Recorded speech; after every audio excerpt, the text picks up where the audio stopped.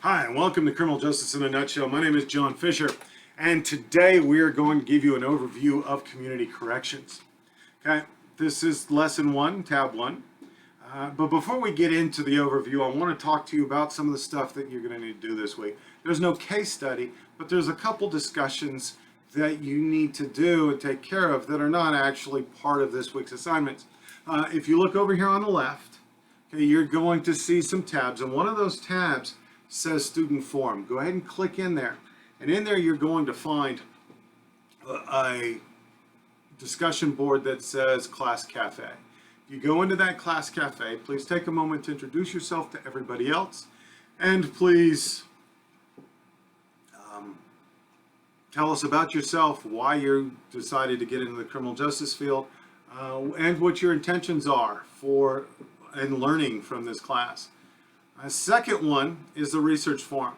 The research forum is down below in the discussions tab. You click on the discussions tab, and you click on the discussions tab, go into the research forum, and I need you to pick your research topic.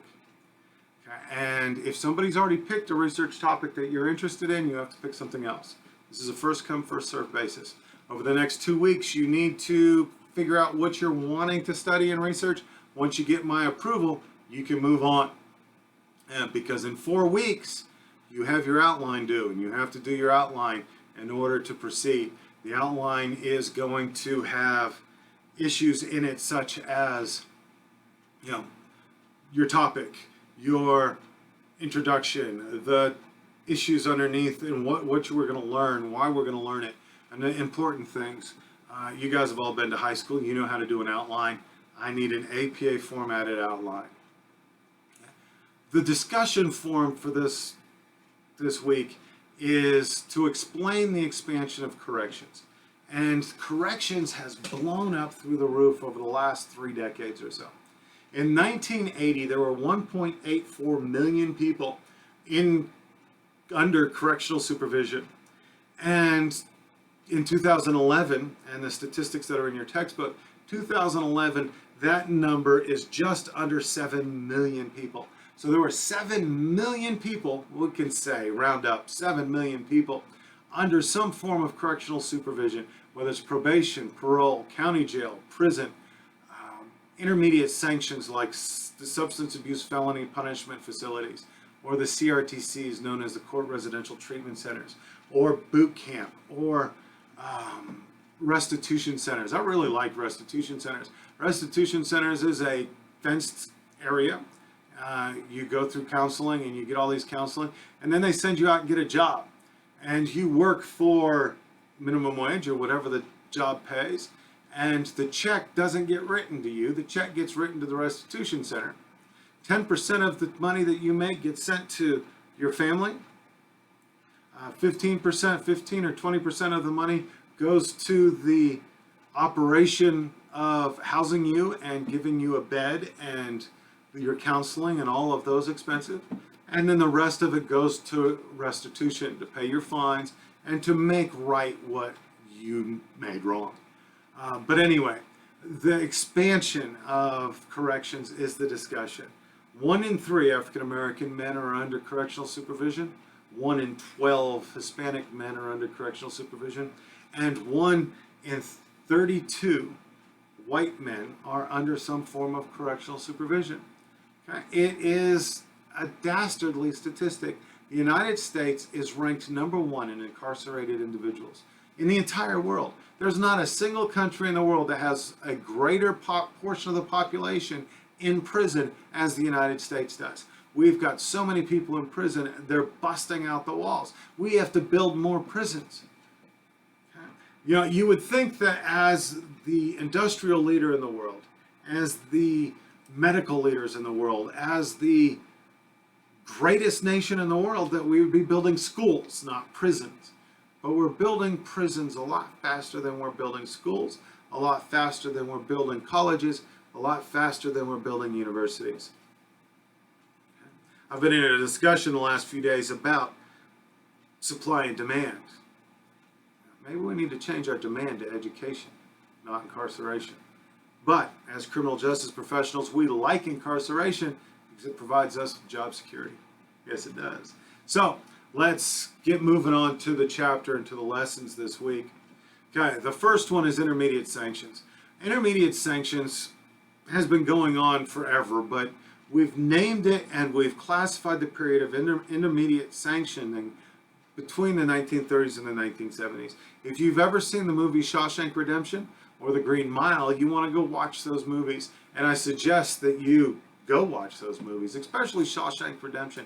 It really talks about this in great detail on how indeterminate sentencing is that the court said, or the judge said, you're guilty, go to prison. And then it was left up to the parole board on when you got out of prison.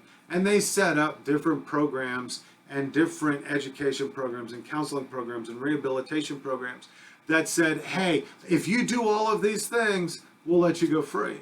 So there's a lot of people that were running around doing all of these things and trying to get free. Okay, so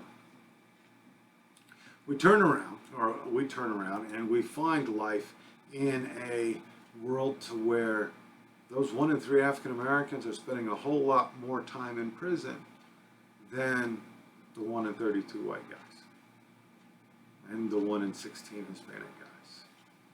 So because this perceived unfairness, it wasn't perceived. I think it was real. I think it was a real institutional racism where racial minorities found themselves staying in prison a lot longer than their white counterparts for committing the same crimes. So as a way to address that institutional racism, we established determinate sentencing.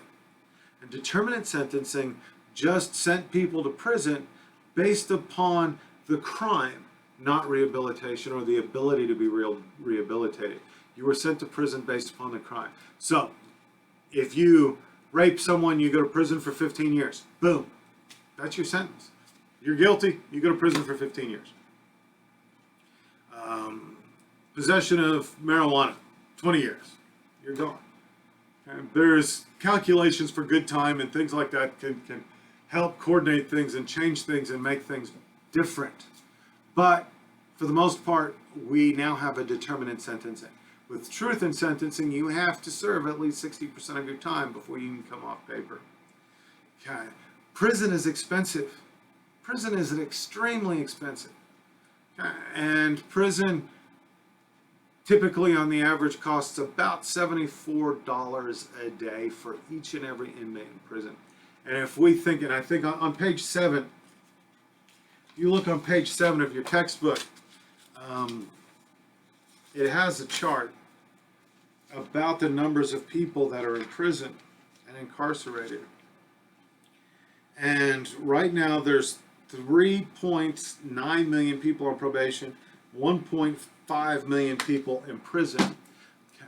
And you take 1.5 million times 74. This is a lucrative business if you want to get into the private prison industry. A lot of people stay in prison. As a federal and a national average, it only costs $10.43 to put somebody on probation. So that is what we want to do. We want to put more people on probation because there's a lot of things that are involved with being in probation, and that includes that includes less money involved. That includes $74 versus $10. The state of Texas only actually pays about $3 a person per day. Okay. The individual pays their way. They stay on probation and they pay their way so that they can pay taxes. But it's up to the correctional officer, the probation officer, to help rehabilitate them. Okay. There's 3 major decision points that people have within the criminal justice world. The first is at pretrial. If pretrial, before they're found guilty, while they're waiting for trial, do we want to let them out? If we let them out, we don't have to pay the $50 a day to keep them in jail. Okay, we let them out, they can go to work, they can get a job, they can pay sales taxes, they can pay property taxes, they can support their families, they can do all of the things that they need to do. Or do we send them to jail, where they sit and they cost the taxpayer money? Well, that's dependent upon the crime that they commit. And if the crime they commit is bad, it's bad. The next is sentencing. The next decision point that we have is sentencing. Do we want to send somebody to prison, or do we want to put them on probation? How dangerous is the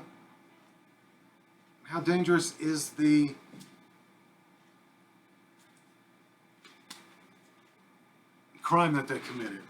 I'm sorry, I got distracted for a second. Do we want to leave them on supervision, on community supervision, or do we want to send them to prison? And then the last decision point is reentry. Reentry is helping inmates return to the community. It's preparing them for a life of freedom. When you're in prison, you don't get to make many choices yourself. Okay? So being in prison is horrible. We want to turn around. We want to make sure that people are accustomed to coming in and the freedom that's available to everybody out here. So we go to halfway houses, and we've got job training, and we've got resumes writing, and we've got all of these other things to help people accustom themselves to re-entering population society. And there are several theories in community corrections. The first is to protect the public through specific deterrence. Okay, we want to do specific deterrence, and we want to individualize corrections, because through community service and community corrections, we can turn around and we can make the punishment and rehabilitation specific to each individual.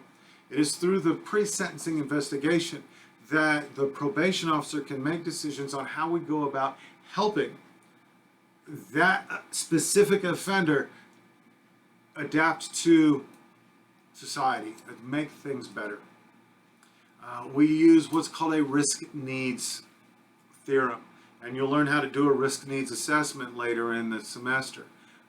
But what are the risks of this offender? Because remember, your number one job as a probation officer is to protect the society and protect the community from this defendant reoffending. Okay? So you have to make sure that he does not reoffend. You have to make sure that he is behaving and following the rules and observing the contract that he's made with the state to stay in freedom. Okay? The next thing that you need to do is, what are his needs? Does he have a substance abuse problem? Does he have a drinking problem? Does he have a finance problem? Is he bouncing checks and stealing things because he doesn't know how to maintain a financial record? Does he know how to read? Does he have an education? What are the things that this guy needs to make him a successful member of society? And as a probation officer, you have to go about and help him get these needs, help him gain those needs. And you're going to be putting together case strategies, and you're going to make suggestions on how to deal with different defendants with different problems as they're going through their probation. And there's restorative justice. Restorative justice is just that. We want to make things right. We want to make things that the way they were before the offense occurred and before the offense happened. And this is a participatory process. The offender has to be interested in what's going on. He has to be interested in making things right. He has to take part in this in order for it to work. The probation officer cannot do it by himself. And how do we measure if the probation officer is successful? It's the recidivism rate. And how many people are successful? If this probation officer is successful, the recidivism of his defendants and his clients is going to go down. Okay? When I was a probation officer, I had an 83% success rate, which meant that 83% of the people that went through my program and were supervised by me did not have to go to prison, did not fail, did not commit a new crime. I want to thank you for joining me. My name is John Fisher. This is Criminal Justice in a Nutshell. Have a good day.